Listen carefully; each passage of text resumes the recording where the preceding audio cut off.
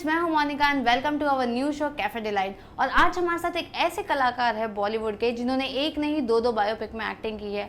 बिना गॉडफादर के इस इंडस्ट्री में एंट्री मिलना इतनी इजीली काम नहीं है गाइस। लेकिन भाग मिल्खा भाग से लेके MS धोनी में भी आपने देखा होगा हैरी जी को। So without wasting time let's welcome himself. सभी दर्शकों को मेरी तरफ से नमस्कार and Monika hi to you. Okay, तो अगर मैं आपको पूछूं कि 2010 से लेके जब आपने डेब्यू किया था और अब तक 2017 का सफर आपका किस तरह रहा? One word I would use exciting, very exciting. Okay, तो काफ़ी ज़्यादा चीज़ें सीखने को मिली होगी इन 6 सालों में आपको। सो आपका डेब्यू आपको किस तरह मिला? वेल, डेब्यू फिल्म तो मैं असिस्टेंट डायरेक्टर था फिल्म में, जो मेरी पहली फिल्म थी। लेकिन मैं चाह रहा था कि मुझे एक्टिंग में मौका मिले, और फिर जब मुझे पता लगा कि दिवाकर बनर्जी वो एक फ़िल्म बना रहे हैं जिसमें नए लोग चाहिए, तो वहाँ पे फिर मैंने ऑडिशन दिया and I was lucky and I am like very thankful to him that मेरा पहले ऑडिशन में ही लाइक्ड माय वर्क, तो वहाँ से मेरा फिर सिलेक्शन हो गया। लेकिन LSD की अगर मैं बात करूँ तो लव सेक्स एंड धोखा ये बहुत ज़्यादा बोल्ड मूवी थी। तो आपको क्या कुछ ऐसे लगा नहीं कि आप डेब्यू कर रहे हो इतनी बड़ी मूवी से? बिकॉज लोग यूजुअली कि हर कोई रोमांटिक मूवी चाहता है। तो ये कैसा रहा लाइक? वेल, एक्चुअली जो आप जो कह रहे हैं रोमांटिक फिल्म वाला जो आप एंगल बता रहे हैं, वो आई थिंक मुझे कहीं ना कहीं लगता था कि शायद मुझे वो पाने के लिए बहुत ज़्यादा वेट करनी पड़ जाएगी, बिकॉज मेरा कोई गॉडफादर नहीं है एंड मेरे पीछे कोई बैकअप नहीं है फैमिली बॉलीवुड बिजनेस की। तो मैंने यही सोचा कि जो एक अच्छा बैनर है, एकता कपूर जी ने फिल्म प्रोड्यूस की थी और दिवाकर बनर्जी एक बहुत ही नामचीन डायरेक्टर हैं, तो अभी ये है, और भले ही एक हटके फिल्म है, भले ही बोल्ड फिल्म है, but I should do it because एक ब्रेक है, इसको छोड़ना नहीं चाहिए। अगर मैं full fledge solo hero film की एज ए लॉन्च वेट करता रहूँगा तो आई थिंक वो सही नहीं रहेगा। जो मिल रहा है वो कर लो। सो लुधियाना से मुंबई का सफ़र आपने किस तरह तय किया? लुधियाना से मुंबई का सफ़र, बीच में एक्चुअली एक स्टॉप आता है जो बहुत इंपॉर्टेंट स्टॉप है, वो है पुणे का। तो पुणे में मैंने फिल्म मेकिंग की मैंने नॉलेज ली। FTI? नहीं, FTI नहीं है, Okay. ये डिफरेंट इंस्टीट्यूट है। वहाँ से मैंने कोर्स किया और वहीं पे मैंने डायरेक्शन सीखी थी, इसलिए मैं असिस्टेंट डायरेक्टर बन पाया फिल्म में, जो कि मैंने की पहले। तो फिर पूना से मैं कोर्स करके यहाँ पे आ गया बॉम्बे में, और काफ़ी लोग थे जो वहाँ पे दोस्त बन गए थे इंडस्ट्री के पूना में, और वो लोग आज भी फ्रेंड्स हैं। तो ये सफ़र फिर लुधियाना से पूना और पूना से बॉम्बे है।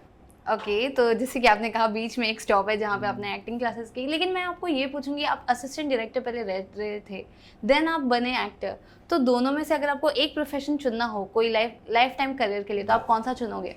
वेल, डेफिनेटली मैं अभी तो एक्टिंग चुनूँगा, बिकॉज मुझे एक्टिंग में लोगों ने पसंद किया है और मेरी एक्टिंग को लोगों ने अप्रिशिएट किया है। तो आई थिंक कोई डाउट नहीं है इसमें, I would go for the acting part, because मुझे ऐसा लगता है कि आपको कभी कभी लाइफ में वो चीज़ें करनी चाहिए कि जिसमें लोग आपको एक्सेप्ट करते हैं और जो लोग पसंद करते हैं। भले ही मैं डायरेक्शन कर सकता हूँ, लेकिन मैं एक्टिंग पे ही फोकस कर रहा हूँ बिकॉज लोगों को वो पसंद आ रही है। अच्छा, तो जब फ्री टाइम रहता है तब आप क्या करते हो? फ्री टाइम में मैं पेंटिंग करता हूँ, और मुझे म्यूज़िक का भी शौक़ है, और मेरा ये रेस्टोरेंट है जैसा कि आप देख रहे हैं। तो यहाँ का खाना भी थोड़ा हटके है। हाँ, यहाँ का खाना बहुत हटके है। TST पोयाला ब्रासा नाम बहुत हटके है, एंड खाना मेरा हमने रखा है यहाँ पे साउथ अमेरिकन क्यूजीन। तो यहाँ पे मैं टाइम देता हूँ क्योंकि काफ़ी ज़रूरी हो जाता है एक आर्टिस्ट के लिए, एक क्रिएटिव एनर्जी को हम एक दूसरी जगह पे भी फ्लो करें। तो एक साइकिल बना रहता है एनर्जी का बहुत अच्छा। तो यहाँ पे टाइम देता हूँ अपने रेस्टोरेंट में। अभी नया है तो काफ़ी ज़रूरी है। एंड फिर मैं घूमता फिरता हूँ, ट्रैवल करता हूँ, क्योंकि मेरे मॉम डैड गोवा में रहते हैं, मेरा ब्रदर गुड़गांव में रहता है। तो okay. हाँ, तो हमारी जो न्यूक्लियर फैमिली है, लेकिन अलग अलग रहते हैं हम। तो वहाँ पे ट्रैवल करता हूँ, शूटिंग्स के लिए जाता हूँ, ट्रैवल करता हूँ, टाइम पास हो जाता है। वो तो होता ही है सबका। लेकिन अब जैसे आपने कहा कि आपके मॉम डैड के बारे में, भाई के बारे में, तो वही फैमिली बैकग्राउंड के बारे में कुछ बताइए। वेल, मैं लुधियाना में मेरा जन्म हुआ, and my father now he is retired from a banking government job. So अभी वो अपनी रिटायरमेंट लाइफ गोवा में इंजॉय कर रहे हैं, वहाँ पे रहते हैं। And my only elder brother, he lives in Gurgaon, and he is not into this industry. He is an MBA and he works with an MNC okay. Gurgaon में सैमसंग में काम करते हैं वो, तो मैंने अपने इस रेस्टोरेंट में ज़्यादातर इलेक्ट्रॉनिक प्रोडक्ट सैमसंग के ही लगवाए हैं। चलो अच्छा, मतलब भाई के साथ भी टच है, मॉम पेरेंट्स के साथ भी टच है, वो बहुत इंपॉर्टेंट होता है। लेकिन एक्टिंग का शौक आपको कब से था? एक्टिंग का शौक मुझे एक्चुअली देखा जाए तो बचपन से ही है। मुझे सबसे ज़्यादा पहले जो मुझे कीड़ा जो मुझे था सबसे ज़्यादा लगा वो था डांसिंग का, और फिर डांसिंग के बाद मुझे सिंगिंग का आया, और फिर धीरे धीरे मुझे एक्टिंग का भी लग गया। मुझे अभी भी याद है कि बचपन में काफ़ी छोटा हूँ मैं, आई थिंक 4-5 साल का हूँ, मैं अपने कज़न्स के मैरिजेस में वीडियोस देख रहा हूँ। वीडियोस जब देखता हूँ मैं उनके, तो मैं मतलब डांस कर रहा हूँ और सब लोग बहुत ज़्यादा एंजॉय कर रहे हैं, मुझे बोल रहे हैं। तो एक्टिंग का फिर ऐसे, क्योंकि एक आर्टिस्टिक फील्ड थी ये, डांसिंग, सिंगिंग, एक्टिंग, तो फिर स्कूल में मैंने ड्रामेटिक्स किया, मॉडलिंग भी की। तो धीरे धीरे ये पूरा जो इंटरेस्ट था एक कल्मिनेट हो गया फिल्म मेकिंग में, फिल्म में बड़े पर्दे पे। तो वहाँ पे मुझे लगा कि ये चीज़ पे मैं जो है जस्टिफाई कर पाऊँगा अपने जो कला है मेरे अंदर, तो इस ऐसे मुझे एक्टिंग का शौक। तो आप घर पे किससे ज़्यादा क्लोज हो, लाइक मॉम से ज़्यादा क्लोज हो या डैड से? वेल एक्चुअली मैं जब कोई इमोशनल बात करनी होती है तो मॉम से ज़्यादा क्लोज हूँ, और जब कोई दिमाग वाली या पैसों की बात करनी होती है तो पापा से ज़्यादा क्लोज हूँ। ओके, वो अच्छा है, लाइक पहले से सोच लिया है कौन सी चीज़ के लिए किसके पास जाना है, दैट्स नाइस। लेकिन अगर मैं पूछूं आपसे कि जैसे कि कोई भी एक बेस्ट और एक वर्स्ट मेमोरी बचपन की जो आपको याद है, तो कौन सी दोनों होगी? बेस्ट मेमोरी बचपन की जो मुझे याद है वो ये है कि काफ़ी पीछे जाना पड़ेगा, लेकिन आई थिंक मुझे ऐसा लगता है कि जो मेरे 10th स्टैंडर्ड में जो मार्क्स आए थे ना, मुझे वो बहुत अच्छा लगता है, क्योंकि मैंने एक्सपेक्ट किया था कि भाई ये 55 और 60 की रेंज में आएंगे, तो 70 आ गए थे 10th स्टैंडर्ड के मार्क्स मेरे। वो मुझे बहुत अच्छा लगता है, मुझे एक सरप्राइज था। अच्छा, मैं खुद को भी बिलीव नहीं हुआ था। मुझे अच्छा लगता है। मैं ज़्यादा स्टूडियस नहीं था, तो 70 में आई वॉज हैप्पी। एंड दूसरी जो बैड आपने पूछी, बैड में मुझे ये याद है कि मैं एक लड़की को पसंद करता था कॉलेज टाइम पे, मतलब इनिशियल एकदम फर्स्ट ईयर कॉलेज में। तो वहाँ से मुझे मतलब कुछ नेगेटिव फीडबैक आया। ओके। तो शी सेड कि कुछ एक चिट्ठी मिली है मुझे जो कि तुमने लिखी है, और वो चिट्ठी के बीच में मतलब बहुत नेगेटिव लिखा है मेरे बारे में। तो वो एक्चुअली किसी और ने लिखी थी जो मुझसे जलता था। ओके। तो वो चीज़ मुझे बहुत अभी भी गुस्सा आता है। मुझे आज तक नहीं मिला वो आदमी कि जिस लड़की को मैं पसंद करता था उसने मेरे नाम की चिट्ठी क्यों लिखी, और मुझे मिला नहीं वो। अगर मिल जाए तो उसको मारूंगा। वो कॉलेज डेज में तो प्रैंक्स होते रहते हैं। हाँ। जैसे कि आपने कहा कि आपकी पर्सनल लाइफ तो जान चुके हैं हम, आपकी फैमिली बैकग्राउंड, अब आपकी मूवीज़ के बारे में जानते हैं। आपने इतने सारे मूवीज़ किए हैं, तो हम आपको लीड रोल में कब देख सकते हैं? वेल मैं तो कहूँगा आपके मुंह में घी शक्कर कि आपकी ये बात जल्दी सच हो, बिकॉज हर एक्टर ये चाहता है कि वो एक लीड रोल में आए, और मैं भी यही चाहता हूँ, भले ही वो नेगेटिव हो या पॉजिटिव हो, या वो रोमांटिक हो या कॉमिक हो। तो मैं हमेशा कोशिश करता हूँ कि लीड रोल मुझे मिले, and let's see, may be अगले साल।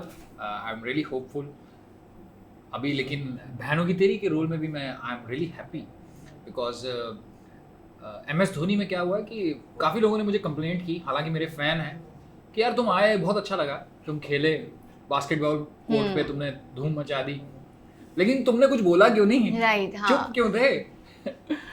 तो लेकिन इस फिल्म से, बहनों की तेरी से, लोगों का जो कंप्लेंट थी वो एकदम दूर हो जाएगी, बिकॉज इस फिल्म में मैं बहुत बोल रहा हूँ, और डायलॉग्स बहुत हैं, प्रेजेंस बहुत है, रोल इम्पॉर्टेंट बहुत है, और स्टोरी की बैकबोन का एक बहुत इम्पॉर्टेंट हिस्सा है।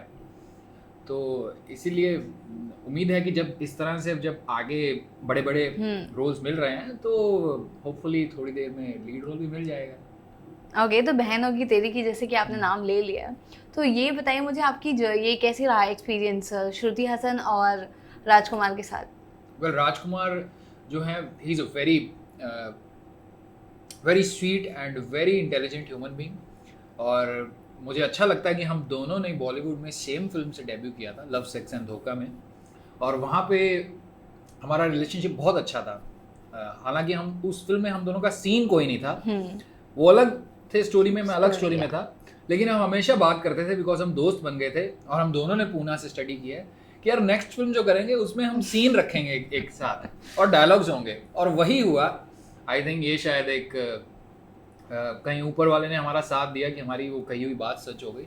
तो फाइनली अब जब ये फिल्म करी, सेकंड फिल्म हम दोनों ने साथ में की, तो इसमें हम दोनों के सीन्स भी बहुत ज़्यादा हैं, हम दोनों एक दूसरे से बात भी बहुत कर रहे हैं। बहुत अच्छा रहा एक्सपीरियंस। और श्रुति के साथ भी बहुत अच्छा था, बिकॉज वो आर्टिस्ट, एज एन आर्टिस्ट वो बहुत इम्प्रेसिव हैं। उनकी जो पर्सनालिटी है इज़ रियली इम्प्रेसिव। वो जब सेट पे होती हैं तो एक बहुत ही पॉजिटिव वाइब रहती है, बिकॉज वो कमल हसन साहब की बेटी हैं, लेकिन उसके बाद भी जो उनमें एक ग्राउंडेडनेस है, वो जिस तरह से सबसे बात करती हैं और एक चीयरफुल रहती हैं। उनका एक्चुअली एक तो रोल भी इस फिल्म में एक पंजाबी लड़की का रोल है, तो वो चीयरफुल रहती हैं सेट पे, तो बहुत अच्छा रहा एक्सपीरियंस। तो सेट्स पे सबसे ज़्यादा मस्ती कौन करता था? मैं तो कोशिश करता था कि मैं ही करूँ सबसे ज़्यादा मस्ती, बिकॉज मैं ही था लाडला, क्योंकि मेरा रोल वैसा है, बहुत ही लवेबल सा क्यूट सा लाडला है ये। इसकी मम्मी नहीं है फिल्म में, तो ये चाचा जी और ताऊ जी सब इसको चाची सब प्यार से रखती हैं। और जो राजकुमार जो मेरे मतलब हम दोनों एक दोस्त हैं, तो वो भी मुझे प्यार से ही रखते हैं, बहुत मेरी बात सुनते हैं। तो मैं सबसे ज़्यादा मस्ती करता था। लेकिन जब गुलशन ग्रोवर जी जब आ जाते थे, जो मेरे फादर को रोल प्ले कर रहे हैं, तो फिर मेरा जो लाड प्यार था कम हो जाता था। मुझे डांट पड़ती थी बहुत, क्योंकि मुझे बहुत डांटा उन्होंने, क्योंकि फिल्म के अंदर कुछ है ही ऐसा कि मुझे डांट पड़ रही है। और वो कैरेक्टर से बाहर निकलते निकलते उनको टाइम लग जाता था, कुछ 2-3 मिनट तो लगता ही थे जब कैमरा ऑफ होता था। तो वो जो गुस्से वाला जो कैरेक्टर था वो फिर 2-3 मिनट तक रहता था। हाँ, बैडमैन वाला रहता था, तो वो फिर मुझे रियल में भी झाड़ देते थे। लेकिन मुझे अच्छा लगता था, बिकॉज काफ़ी कुछ सीखने को मिलता है, क्योंकि वो जो इंटेंसिटी दिखाते थे ना एज एन एक्टर, बहुत अच्छी थी।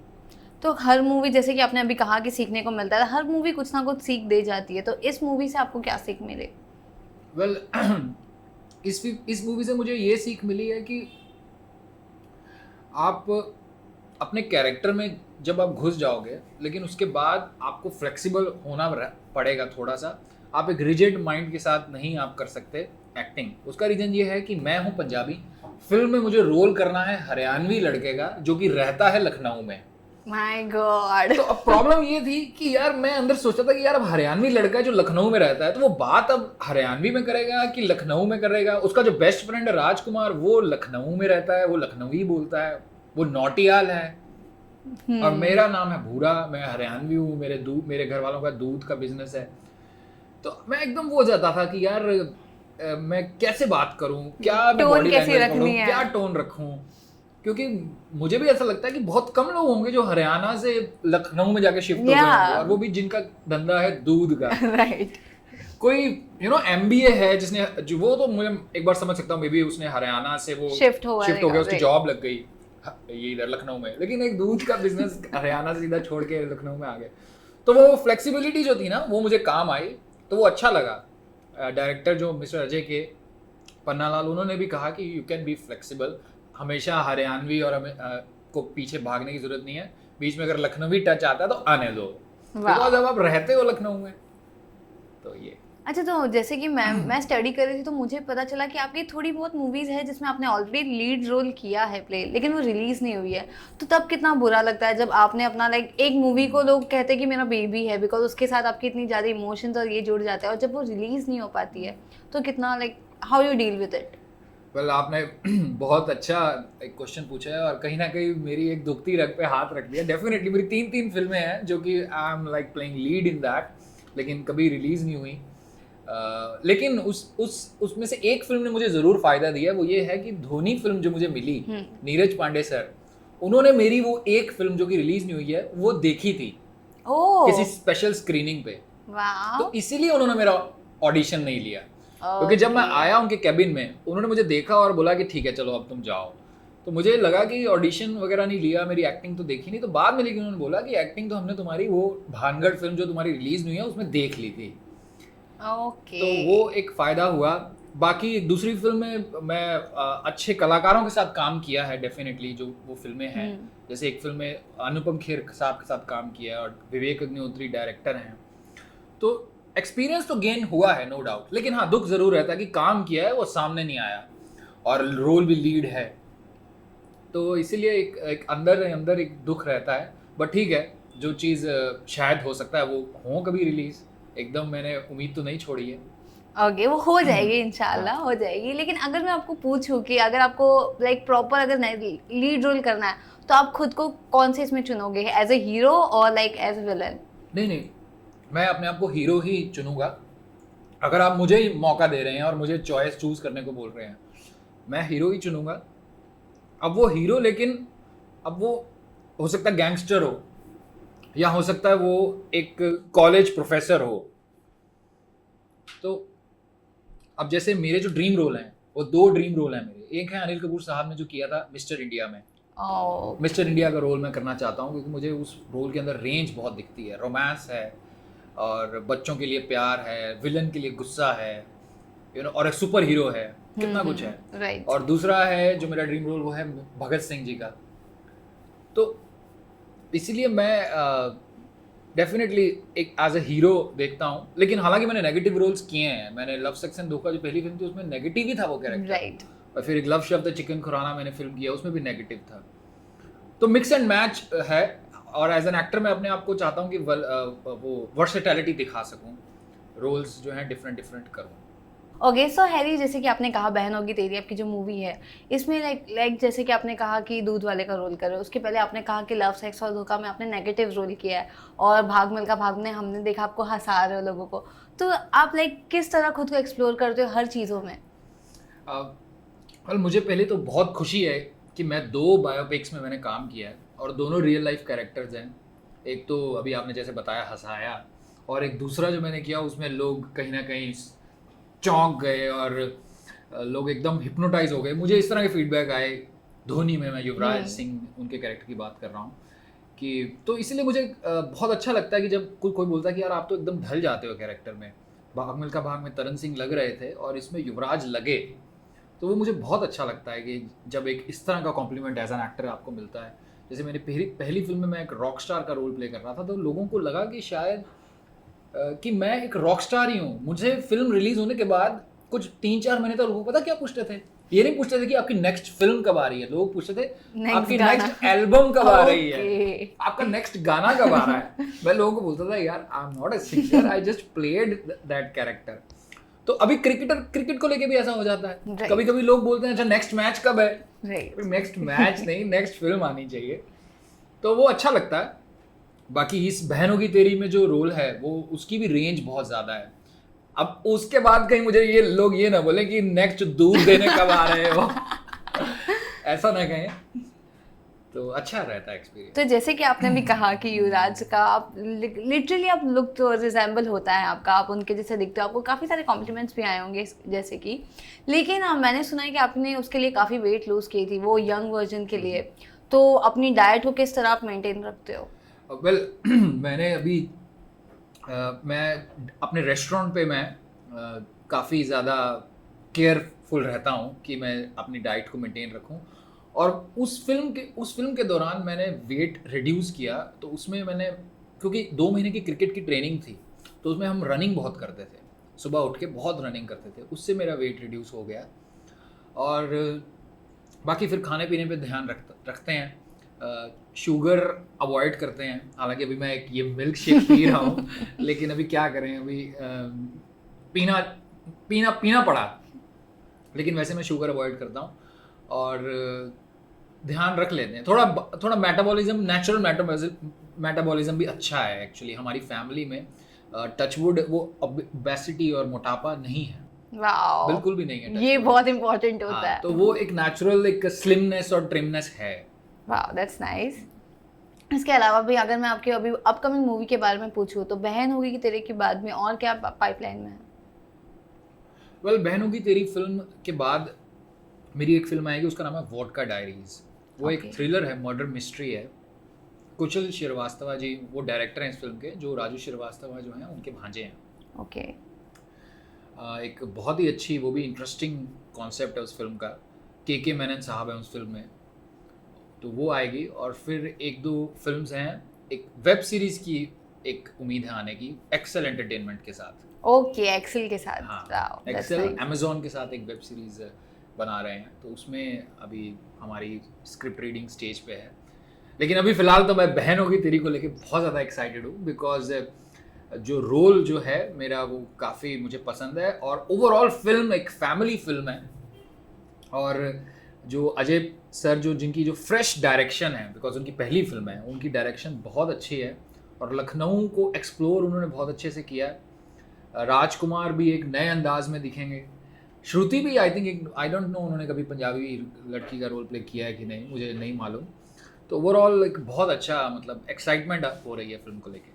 यूजुअली लोग नर्वस या एक्साइटेड ही होते हैं पिक्चर आने के पहले, तो इसके अलावा लाइक और भी आपसे काफ़ी सारी चीज़ें जानना है। फॉर एग्जांपल जैसे कि आपने कहा कि अभी आप नर्वस एक्साइटेड में ये जो फीलिंग्स आती है, वैसे प्रमोशन का दौर आता है तो लोग ज़्यादा हैक्टिक हो जाते हैं, सिटी टूर्स होता है, हर जगह जाके प्रमोशन करना, और इंटरव्यूज़ भी होते हैं कंटिन्यूसली, तो सेम आंसर्स देना, सेम क्वेश्चन, तो वो आप कैसे उससे डील करते हो? वेल मैं एक्चुअली अभी तक तो टचवुड मैं अभी इतना इरिटेट नहीं होता हूँ, मुझे अच्छा लगता है इंटरव्यू देना, और मैं अंदर से कोशिश करता हूँ कि मैं फ्रेश आंसर्स दूँ, मतलब सेम क्वेश्चंस के कुछ अलग अंदाज से आंसर्स दूँ। तो आई इन्जॉय द प्रोसेस, अच्छा लगता है। तो बॉलीवुड में इतनी सारी एक्ट्रेस हैं अपकमिंग, इतनी सारी लोग आ चुके हैं और भी काफ़ी लोग आ रहे हैं, तो अब तक की लाइक आपकी फेवरेट एक्ट्रेस कौन है इस जनरेशन की? वेल मेरी तो काफ़ी टाइम से एक ही हैं जो एक्ट्रेस मेरी फेवरेट हैं, वो हैं करीना कपूर।